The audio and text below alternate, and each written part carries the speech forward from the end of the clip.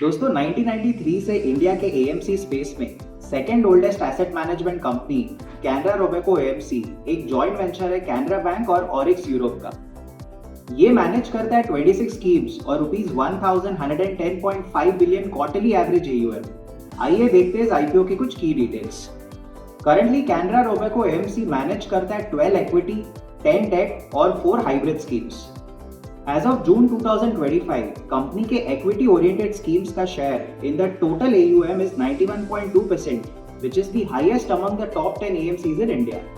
Company का market share in SIP AUM stands at 2.5%, whereas the share of B30 cities in the company's total monthly average AUM is 23.9%.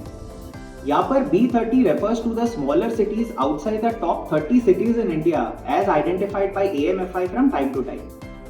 India में wide distribution network है consisting of 52,343 distribution partners including Canara bank, 44 other banks, 548 national distributors और 51,750 mutual fund distributors.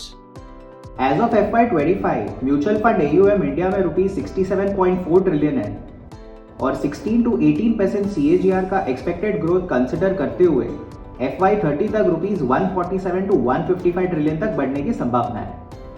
FY23 से FY25 के बीच revenue 40.5% CAGR, PAT 55.4% CAGR और quarterly average AUM 28.6% CAGR से grow हुआ है।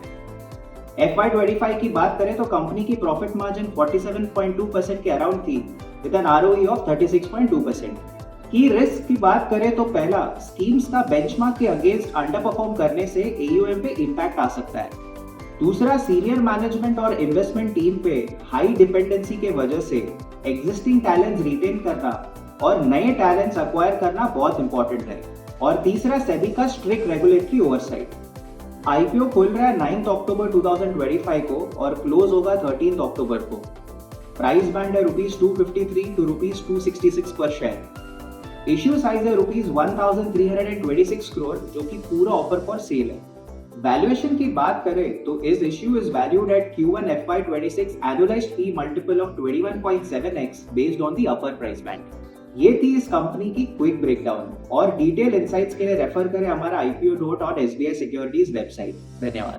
Investment in securities market are subject to market risks. Read all the related documents carefully before investing.